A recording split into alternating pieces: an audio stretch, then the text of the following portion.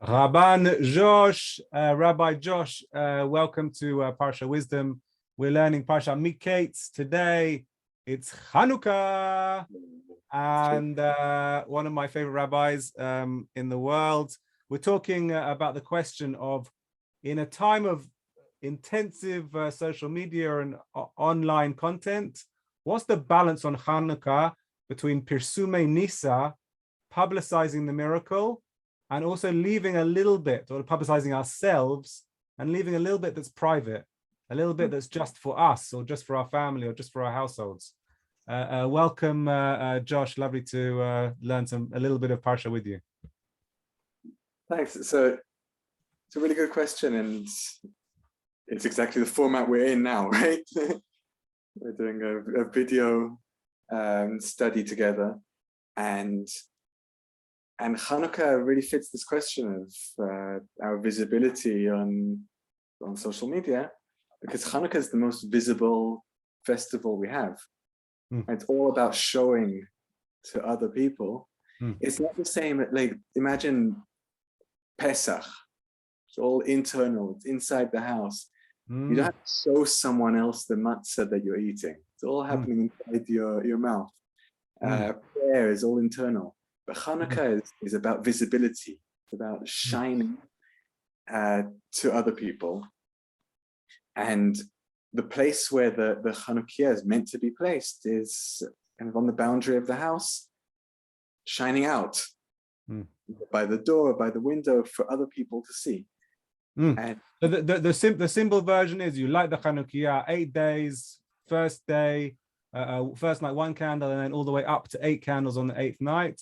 And the mitzvah is to place the Hannukah b'sha'ar, opposite the mezuzah. So on one side you have the mezuzah, on the other side you have the Hannukah, in the most public place, visible to the most number of people at the time when people are walking home from their day's work. Go on. It's really, it has to be visible. It has to be after sunset, and before it gets too dark for people to be out there on the street.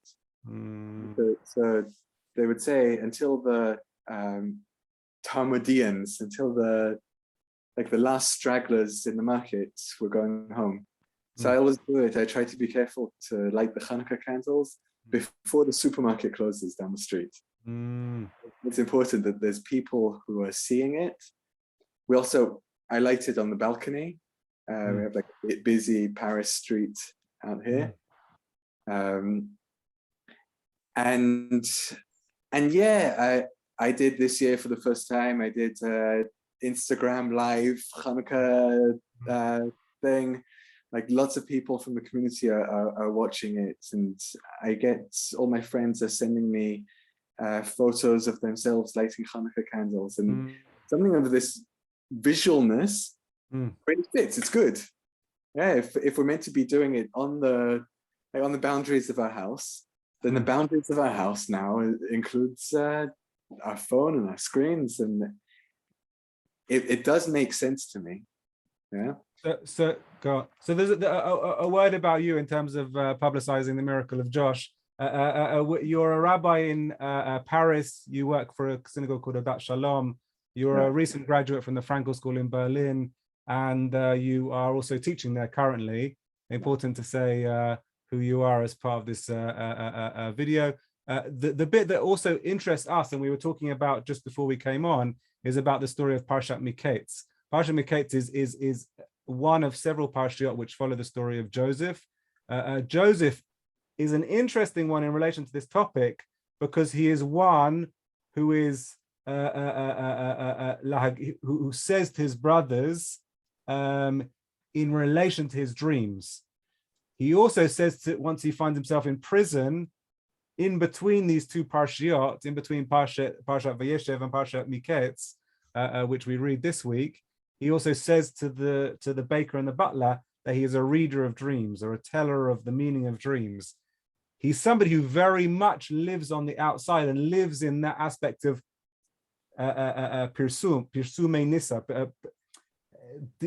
dedicating or telling to the world what his capacities are, what his brilliance is.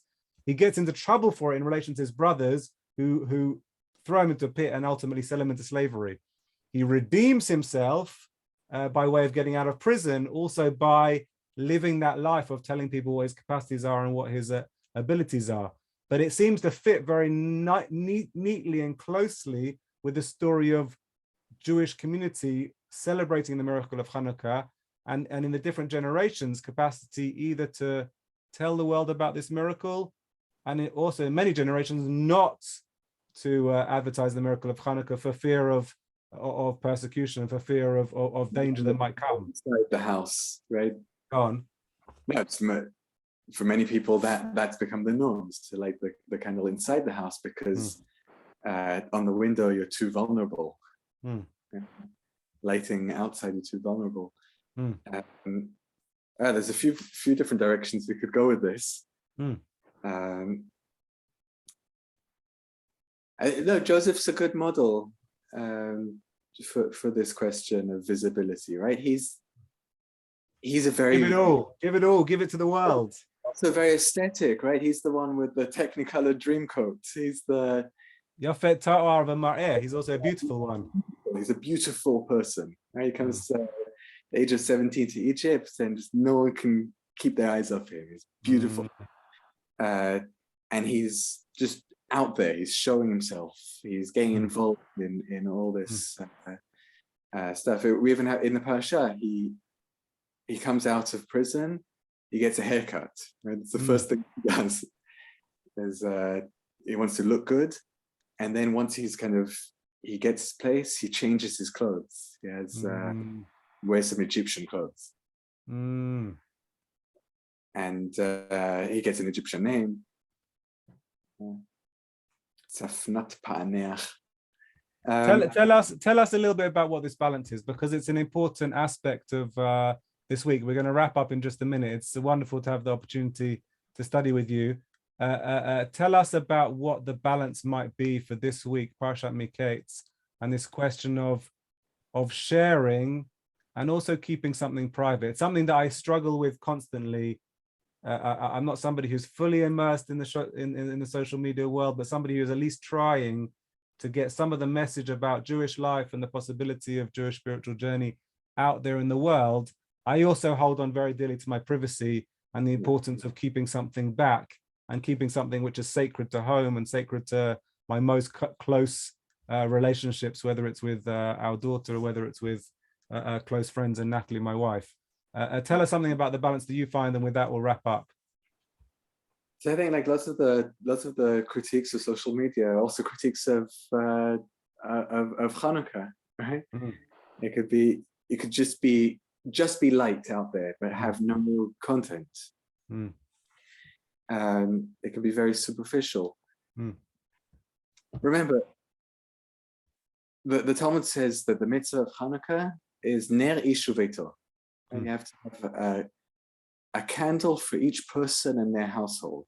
There has to be a house in order for there to be a window to go out to the world. There has to be something there, right? So when you have kind of a very strong identity, you have lots of your own life, your own thoughts, to share it with the outside world is no problem. If you're having lots of fun and you share that with your friends, that's no problem. When it's only images and there's nothing behind it, right? There's only selfies and smileys, but you're not having fun in your life, then you don't have a home. So Joseph, he does manage that. He's always out there. He's always out there with everyone. He has a very strong sense of identity himself, right? He never hides his Jewishness, for example. It's not like Esther or other people or like switch between identities. He's 100% self and 100% Egyptian. He's out there. And maybe I'd say that's the message I get from all of this is to try and do everything, to not to hide within the home, not only to do things for the others, but but try and integrate all of that. I love it. Shabbat Shalom. Only mazal v'atzlacha in your new community that you're working with, and hope to learn with you very, very soon. Shabbat Shalom. We have open borders between us. Amen.